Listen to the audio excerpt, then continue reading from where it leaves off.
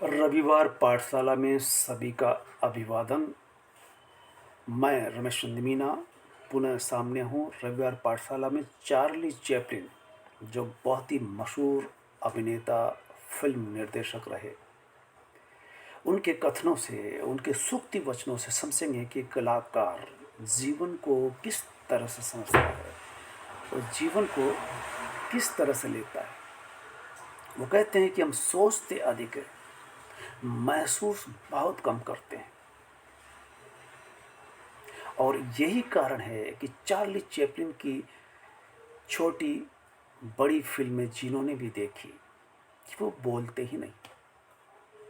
वो जो करते हैं, जो एक्ट करते हैं, उस एक्ट को देख करके श्रोता, दर्शक दंग रह जाता है, दांतों तले उंगली दबाने पर मजबूर हो जाता है।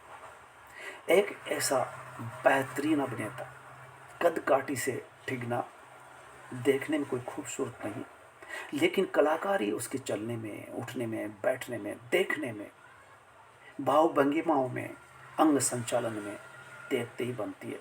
तो उनके कथनों से रूबरू होते हैं। वो कहते हैं, अगर मुस्कुराएं तो पाएंगे जिंदगी अब भी जीने लायक है। अगर आप कितने भी संकट में क्यों न पड़ जाएं, अगर आप मुस्कुरा दें, आप बड़े संकट में हैं, समस्याओं से ग्रस्त है, और उस समस्याओं के बावजूद अगर आपके चेहरे पर मुस्कुराहट आ जाती है, तो चार्ली चैपलिन कहते हैं कि समझिए कि जीवन अब भी जीने लायक है।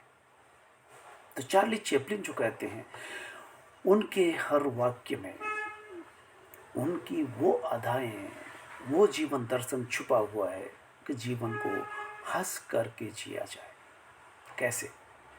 वो कहते हैं कि निर्दयी दुख में, इस निर्दयी दुनिया में कुछ भी स्थायी नहीं होता। ये उस कलाकार का, चार्ली चैपलिन का अनुभूत है, अनुभव किया हुआ है। जो वह एक्ट करते थे, जो फिल्म के लिए वो लिखते थे जिस अंदाज में, उस अंदाज के पीछे यही कारण था कि वो दुनिया को कैसे हंसा सके। इसलिए कि दुनिया, निर्दयी दुनिया में कुछ भी स्थायी नहीं होता, यहाँ तक कि आपका दुख भी, वो भी चला जाएगा। और इस बात को बुद्ध ने बड़ी गंभीरता से, बड़े विस्तार से समझाया है, जिस बात को चार्ली चैपलिन भी कह रहा है, बता रहा है। और वही कह सकता है, ऐसा ही कलाकार कह सकता है कि जिंदगी नज़दीक से त्रासदी लगती है, लेकिन उसे अगर दूर से देखा जाए तो वो कॉमेडी हो जाती है। और यही कारण है कि चार्ली चैपलिन जिंदगी भर कॉमेडी करते रहे। दुख जरूर था उनको, नहीं तो दुख को इस तरह से व्यक्त नहीं कर पाते। आज हर व्यक्ति तनाव में, त्रासदी में, परेशानी में, संकट से जूझ रहा है। त्रासदी है, ये जीवन त्रासद है। चार्ली चैपलिन कहते हैं कि अगर हमें इससे नज़दीक से देखेंगे, नज़दीक से देखेंगे, तो लगेगा कि ये बहुत बड़ी त्रासदी है, लेकिन हमें इसे थोड़ी दूर से देखें तो यही त्रासदी कॉमेडी में बदल जाती है। यही कारण है कि वो इतनी बड़ी कॉमेडी कर सके, और जीवन से ही वो पहलुओं को उठाते रहे, जीवन से ही वो विषय को उठाते रहे, और उन विषयों को कॉमेडी में, उन दुखों को, उन संकटों को, उन त्रासद पलों को वो कॉमेडी में तब्दील करने में सफल रहे, इन्हीं बातों के चलते। चार्ली चैपलिन बहुत बड़े फिल्म अभिनेता थे, कॉमेडियन थे, और वो जो बात कह रहे हैं अपने जीवन में किया गया अनुभव बता रहे हैं। हमें इनसे, हर कलाकार से, हर अभिनेता से, निर्देशक से, दार्शनिक से, लेखक से सीखने को मिलता है कि वो अपने जिए हुए को कुछ वाक्यों में डाइल्यूट करके हमारे सामने प्रस्तुत कर देता है। एक व्यक्ति 50-60 साल जी करके जो अनुभव करता है उससे वो अपनी किताबों में लिखता है, रचनाओं में व्यक्त करता है। और ये कलाकार चंद लाइनों में जो दे रहा है वो देखते ही बनती है। इसीलिए आप इन रविवार पाठशाला के एपिसोडों को जितनी भी बार सुनेंगे, सुन करके भी 10 दिन बाद सुनेंगे, सप्ताह भर बाद सुनेंगे, तो आपको अपने जीवन में आने वाले संकट, उतार चढ़ाव से आप निजात पा सकते हैं। हर व्यक्ति के जीवन में त्रासदी, संकट, समस्याएं होती हैं। हम जब भी उसे दूर से देखते हैं तो हमें वो कॉमेडी लगती है, क्योंकि वो उसका दुख नहीं है। खुद का दुख दुख होता है और दूसरे का दुख उसका रहता है, आपका नहीं। इसलिए एक कहावत चलती है कि दूसरे के हाथ में जो फावड़ा, यानी मजदूर जो फावड़ा चलाता है दिन भर, वो बड़ा हल्का लगता है। खुद उठा करके जब उसे चलाते हैं तब पता चलता है कि कितनी ताकत लगती है, कितना पसीना आता है। तो इसलिए हम समझ सकते हैं कि हमारा दुख सबसे बड़ा है। ऐसा नहीं है। चार्ली चैपलिन के शब्दों को समझिए।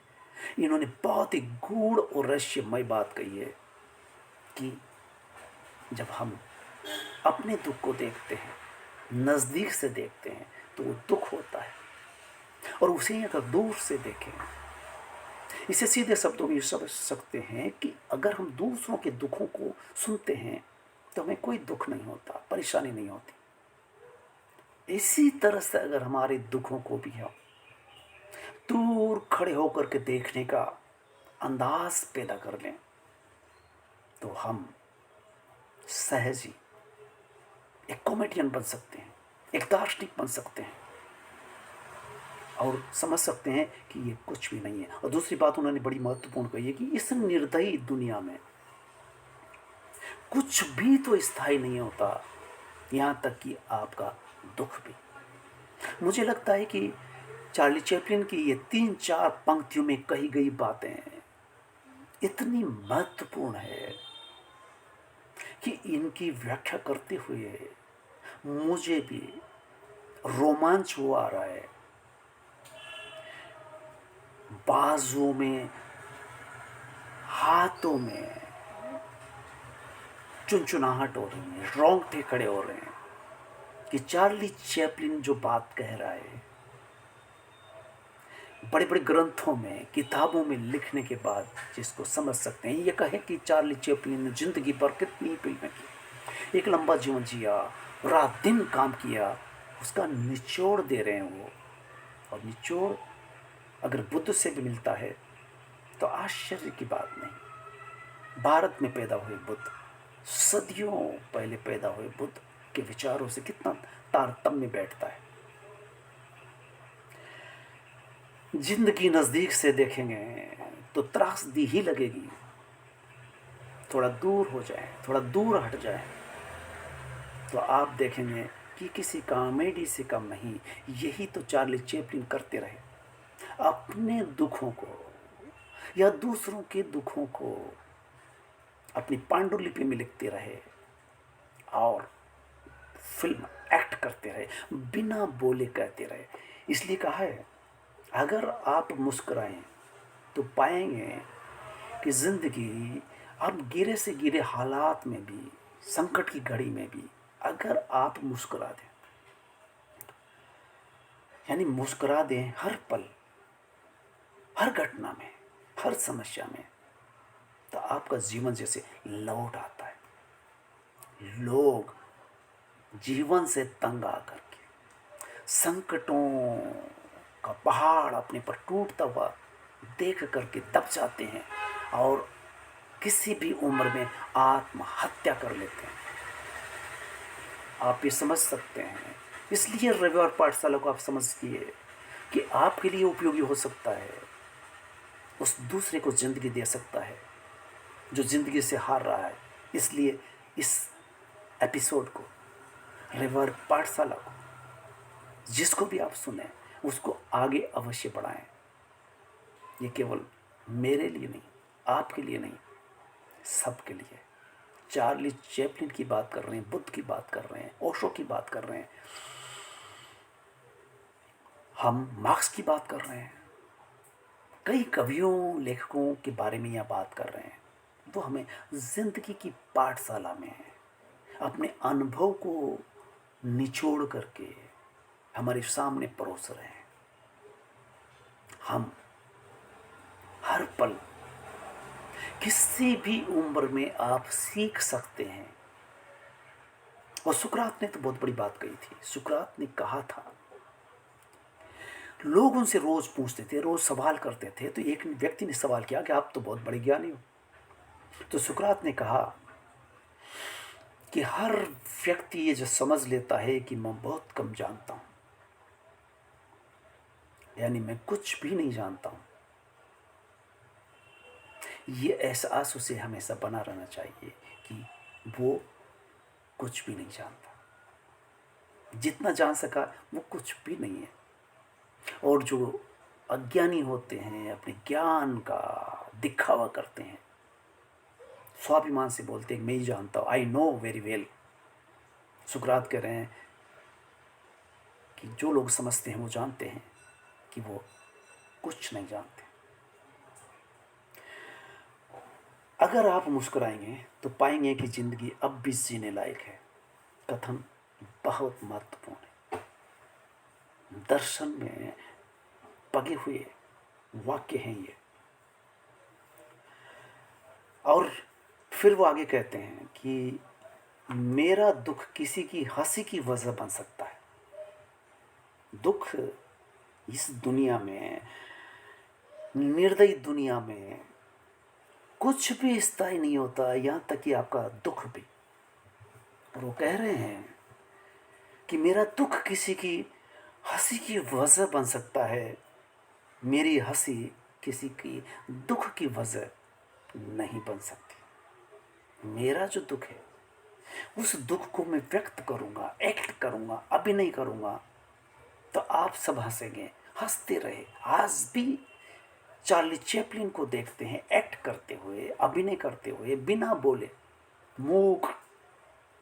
वो चलता है, उठता है, बैठता है, एक्ट करता है। इससे बड़ा अभिनेता नहीं हो सकता। बोल करके अभिनय करते हैं, बोल करके कभी अभिनय नहीं किया। शरीर के संचालन, भाव भंगिमाओं से, आंखों के संचालन से, चेहरे पर बदलते भावों से वो अपने दुखों को व्यक्त करता रहा और हम सबको हंसाता रहा। इससे कहते हैं अभिनय। बहुत बड़ा दार्शनिक था, मनोवैज्ञानिक था, फिलोसफर था, जो हमें जिंदगी को हंसते हुए जीने का पाठ बताता है, सिखाता है। तो व्यवहार पाठशाला में आप आज चार्ली चैपलिन को सुन रहे हैं। इसको सुन करके मुझे उम्मीद है कि आप अपना दायित्व निभाएंगे। और जब भी व्यवहार पाठशाला को सुनेंगे, सुन करके आप रोमांचित होंगे। आप मेरे केवल शब्द हैं, मैं केवल व्याख्या कर रहा हूं। ये शब्द उनके हैं, भाव उनके हैं, विचार उनके हैं, केवल मेरी आवाज है, ध्वनि है। चार्ली चैपलिन कभी बोला ही नहीं अपनी फिल्मों में, वो लिख करके बता रहा है। और मैं उनके उन विचारों को, उनके एक्ट को, उनके कहे हुए कथन को उस एक्ट में डाइल्यूट करके बताने का प्रयास कर रहा हूं। और किसी की जिंदगी में इन कथनों से, इसलिए कहा जाता है कि आप किताबें पढ़ें, टीवी सीरियल देखते हैं, टीवी न्यूज़ देखते हैं। फिर मैं कह दूं कि गोदी मीडिया ने समाचारों का बंटाढार कर दिया, पत्रकारिता को रसातल में ले गए। इसलिए रवीश कुमार अक्सर बीच में कह देते हैं कि आपको न्यूज़ चैनल सुनने की जरूरत नहीं है, समय बर्बाद कर रहे हैं। गलत इन्फॉर्मेशन दे रहे हैं, गलत सूचनाएं मिल रही है। इससे बेहतर है कि आप वक्त बर्बाद ना करें। सीरियल में सास बहू के झगड़े न हो जाए, वो सीरियल भी आपका समय बर्बाद कर रहा है। तो क्या करना चाहिए बाद में बताऊंगा, पहले हम कुछ पुस्तकों से समझते हैं। अपनी सीमाओं को पार करने का प्रयास करें। अपनी सीमाएं, हर आदमी की अपनी सीमा होती है, और सीमा से पार कैसे पाया जा सकता है। हम कई बार सोचते हैं कि नौकरी लग गई, व्यापार में हमारा जमावड़ा जम गया, खेती बाड़ी करने लगे हैं, शादी हो चुकी है और खेती बाड़ी कर रहे हैं, धन आ रहा है। नौकरी लगना और दुकान पर बैठ करके पैसा कमाना यही ज़िंदगी नहीं है, बल्कि जो धन आ रहा है उसका जीवन में प्रबंधन कैसे किया जाए, उसका उपयोग कैसे किया जाए। धन आपका जीवन नहीं बना सकता, नौकरी आपका जीवन नहीं बना सकती। अन्यथा नौकरी मिलने के बाद, किसी भी नौकरी मिलने के बाद कई उदाहरण मिलेंगे कि कलेक्टर होकर के भी आत्महत्या कर ली, कॉलेज व्याख्याता बनकर के आत्महत्या कर चुके हैं, डॉक्टर इंजीनियर बनकर के आत्महत्या कर चुके। ऐसे उदाहरण क्यों कर मिलते हैं कि जब वो सेटल्ड हो चुके थे, उनका सपना था नौकरी पाना, फिर आत्महत्या क्यों की? इसलिए कि जीवन जीना एक कला है और इस कला को सीखना पड़ता है। विद्यालय, महाविद्यालय, स्कूल, कॉलेज और कोचिंग आपको जीवन जीने की कला नहीं सिखा पा रहे, और यही कारण है कि स्कूल का स्थान, कॉलेज का स्थान कोचिंग ले रही है। वहाँ तो आपको सूचनाएं मिल रही है, उन सूचनाओं से आप जीवन कैसे जीने की कला सीख सकेंगे। उनका मकसद ही नहीं है, उनका मकसद है आपको किसी तरह से प्रतियोगी परीक्षा में पास करवा देना, इंजीनियर बना देना, डॉक्टर बना देना, और डॉक्टर बन करके आप फिर उसी तरह से मशीन बन करके पैसा कमाना। लेकिन यहाँ कहा जा रहा है कि आप अपनी सीमाओं को पार करने का प्रयास करें। सीमाएं हैं आपकी, उनको पार पाया जा सकता है। आपको धन भी मिलने लग गया है, लेकिन धन का प्रबंधन ठीक से किया जाए। केवल धन कमाने की मशीन बन करके न रह जाए। आप डॉक्टर बन गए, फीस लेकर के मरीजों को देख रहे हैं। कोई मरीज आपके पास इस तरह का आ गया जिसके पास कुछ भी नहीं है, अधिकांश डॉक्टर उसे आगे का रास्ता बता देगा, ये डॉक्टर देंगे। डॉक्टर अक्सर मरीज की जेब देख करके इलाज करते हैं। बहुतेरे डॉक्टर अगले सप्ताह आना, अगले सप्ताह आना, तारीख पर तारीख कोर्ट की तरह देते रहते हैं। ये इलाज नहीं हुआ। मैं बात आ गई है तो बता दूं, आज से 2-2.5 साल पहले अखबार में आया था, एक डॉक्टर के बारे में। डॉक्टर ने लिखा था, अपनी नेम प्लेट के साथ मरीज जहां बैठते हैं और दिखाते हैं डॉक्टर को, उसी के बाहर लिखा हुआ था कि अगर आप दोबारा नहीं आना चाहते मेरे पास तो इसे गौर से पढ़ लें। मरीज जाकर के उसको पढ़ता है तो क्या लिखा था आप सुन करके दंग रह जाएंगे। लिखा हुआ था कि आपको दूसरी बार मेरे पास आने की ज़रूरत नहीं पड़ेगी, बस ये करें कि आप ठीक होते ही सुबह सुबह प्रातःकाल कुछ व्यायाम करें और भ्रमण करें। आपको डॉक्टर के पास बार बार आने की ज़रूरत नहीं पड़ेगी। ये डॉक्टर था जो कई डॉक्टरों के पैसे पर लात मार रहा था, अपने पर भी, लेकिन वो सही अर्थ में डॉक्टर था जो मरीज का भला कर रहा है, मरीज के स्वास्थ्य को देख रहा है। तो इसलिए कहा जाता है कि धन का प्रबंधन हम करना नहीं आता। स्कूल, कॉलेज, कोचिंग ये बात नहीं बताती। रविवार पाठशाला आप उठा करके देख लीजिए, किसी भी वीडियो को, किसी न किसी विद्वान के विचार इसके अंदर है, और विचार जीवन से निकल करके आ रहे हैं, जीवन जीने का रहस्य बता रहे हैं। पैसे, धन में खुशी नहीं है, ये निष्कर्ष निकल करके आना चाहिए। और आज के दौर में हर व्यक्ति क्या कर रहा है, धन कमाने की मशीन बन करके रह गए, मंत्री बन गए तो पैसा चाहिए।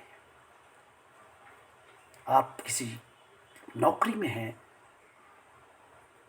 तो भ्रष्टाचार कर रहे हैं, किसके लिए कर रहे हैं? जीवन के लिए नहीं, दिखावे के लिए कर रहे हैं। और जीवन दिखावा नहीं हो सकता। कोचिंग, कॉलेज, स्कूल अगर ये पाठ नहीं पढ़ा पा रहे, पढ़ा नहीं सके, और आप स्कूल कॉलेज पढ़ करके भी ये पाठ नहीं सीख सके, तो समझ लीजिए कि स्कूल कॉलेज कोचिंग जीवन जीना नहीं बताते। ये विद्वान चार्ली चैपलिन जो कर रहे हैं, पुस्तकों में जो लिखा है, आप अध्ययनशील रहे हैं।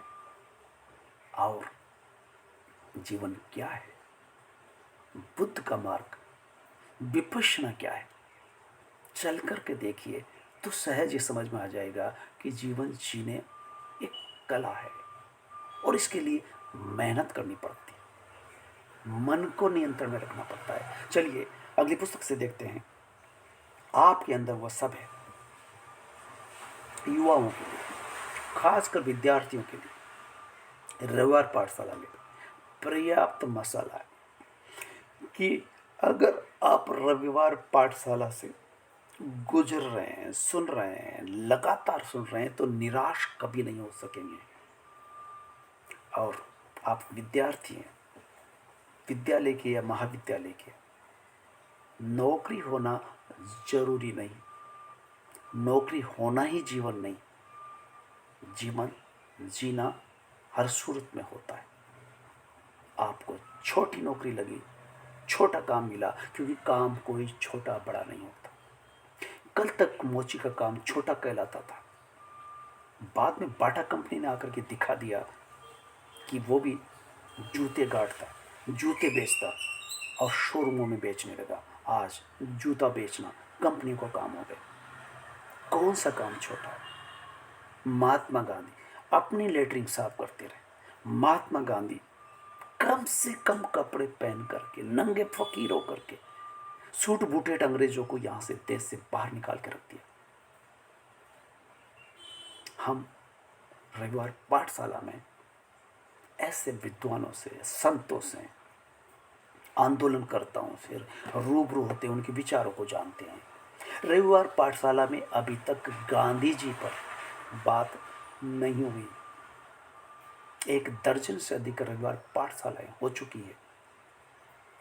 बुद्ध पर 2 बार हो चुकी है, ओशो भी आ चुके हैं, मार्क्स भी आ चुके हैं, और कई विदेशी लेखक, वैज्ञानिक। तो चलिए अगला वाक्य है, आपके अंदर वह सब है। क्या है?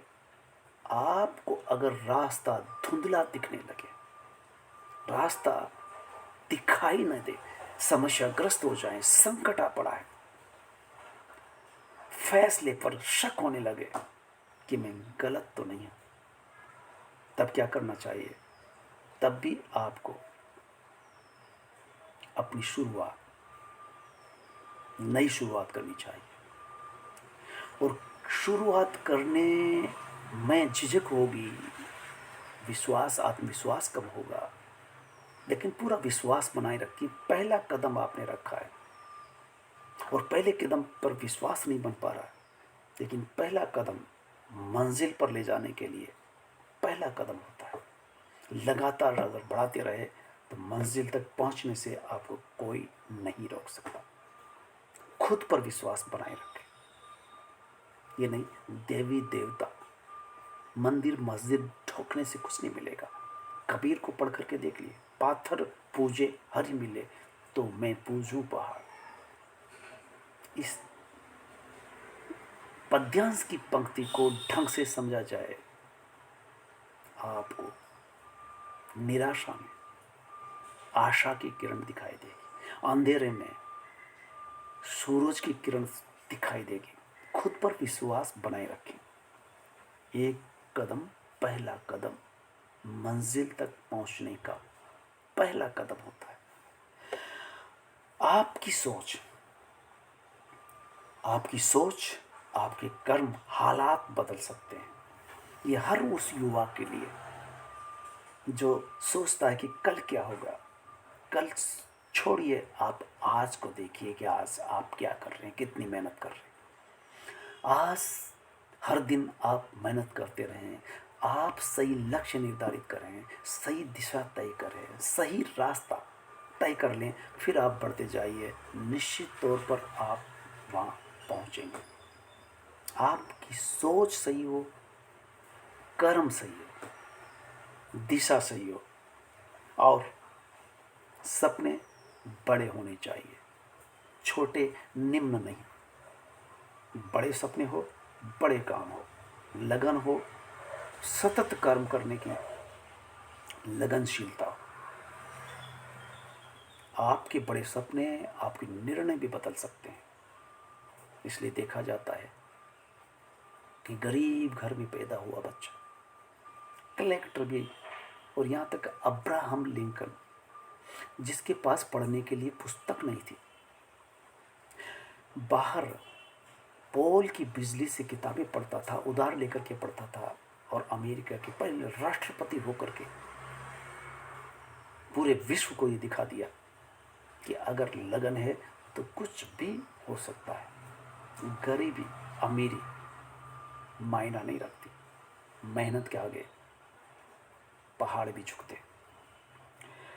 आपकी सोच, आपके कर्म हालात बदल सकते हैं। पहली बार ये सोचें कि मैं सक्षम हूँ। आप गरीब है लेकिन आंखें हैं जो अमीर की होती, दिमाग है और कर्म करने की कुव्वत है, मेहनत आपके हाथ में। आप वो सब कर सकते हैं। मैं सक्षम हूँ, मैं कर सकता हूँ। और साहस होना चाहिए तो असंभव चुनौतियों का सामना किया जा सकता है। चुनौतियाँ आएंगी, जिंदगी भर आएंगी, और अंत में ये वाक्य भी अच्छा है कि आपको आलोचनाएं हर दौर में हर दिन मिलेगी। कोई भी काम करें, कोई न कोई आलोचना, बुराई, कमियां खोजेगा। आप इससे निराश ना हो। दुनिया का काम है कहना, आप किसी का मुंह नहीं पकड़ सकती, बंद नहीं कर सकते। हर आदमी आज़ाद है सोचने के लिए, बोलने के लिए, कुछ भी कहने के लिए। इसलिए आप उनके कहे में क्यों आए, इसलिए आलोचना होगी। हर आदमी अपनी सोच समझ के साथ बात करता है, इसलिए आलोचना से ऊपर उठें। अगर किसी ने कुछ आपके लिए कह दिया, उस आलोचना से ऊपर उठने का प्रयास करें, और फिर भी बिना किसी स्वार्थ के आप दूसरों का भी भला कर सकें, उसे जारी रखें। ये आलोचना वाला मुद्दा हम ग्रस्त भौतिक जीवियों के लिए, भौतिकवादियों के लिए, अगर आपके दोस्त हैं, घर वाले हैं, मिलने वाले हैं, रिश्तेदार हैं, कोई भी कभी भी कुछ भी कर सकता है। आज़ाद है वो। आपकी कमियां हो सकती है, आप उसमें सुधार कर सकते हैं, लेकिन बुरा मानने की आदत बदली जाए। कैसे बदले इस आदत को? तो आज चार्ली चैपलिन को सुनते हुए, बात करते हुए, मुझे पुनः गौतम बुद्ध का रास्ता विपश्यना याद आता है कि अंततः विपश्यना युवा अवस्था से की जा सकती है और किसी भी उम्र में की जानी चाहिए। हम जिंदगी धन कमाने के पीछे रहते हैं, नौकरी करते हैं, व्यापार करते हैं, लेकिन तनिक भी बैठ कर के विचार नहीं करते हैं, क्या मैं सही चल रहा हूँ, सही कर रहा हूँ, या मैं जो कर रहा हूँ वो सही है या गलत। आप ये मत समझिए कि जिसने ऊंचा महल बना लिया, जिसने बड़ी ठेकेदारी हासिल कर ली, बड़ा ठेकेदार हो गया, बड़ा नेता हो गया। बड़ा नेता होना, बड़ी नौकरी होना, बड़ा होना नहीं होता। गांधी को, बुद्ध को, कबीर को, इन अर्थों से देखें कि आज के नेता, आज के बड़ी नौकरी वाले, कल कौन पहचानने वाला है इनको, कौन जानने वाला है। लेकिन जो भ्रष्टाचार करते हुए नौकरी करता रहा या अपनी सीट बचाने के लिए देश को बेचता रहा, इतिहासकार लिखने के लिए आज़ाद होगा। पाठक पढ़ करके यही सीख लेगा कि वो व्यक्ति सही काम नहीं कर सका, सिर्फ सीट बचाता रहा। तो साथियों, प्रबुद्ध पाठकों, श्रोताओं, दर्शकों, विपश्यना का मार्ग वो है, किसी भी व्यक्ति के लिए, किसी भी धर्म का क्यों ना हो, विपश्यना कर सकता है।